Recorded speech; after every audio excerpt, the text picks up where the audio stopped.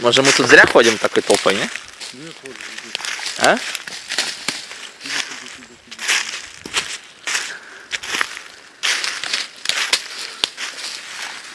Зайки.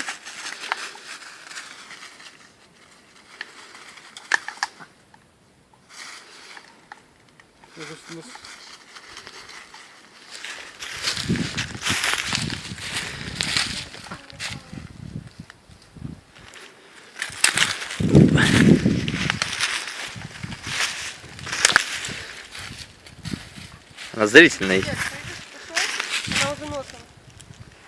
Джеки. Ветер поменялся, видишь, я против ветра покладывал. Ну, поверх. Поправлять можно, но там это...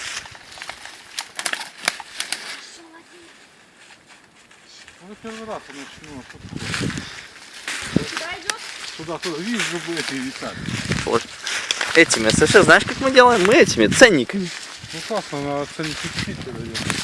Ну, идешь, наклеиваешь себе и не паришься. А какие-нибудь... Ну, первый раз это надо.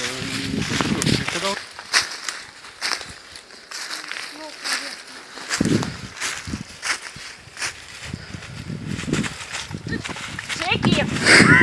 Джеки.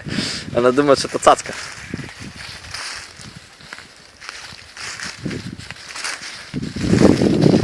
Ну, носом идет нормально вроде. И просто надо вникнуть, что к чему.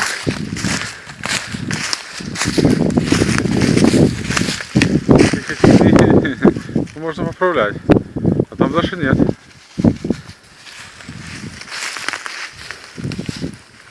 Ай, браво. Швили.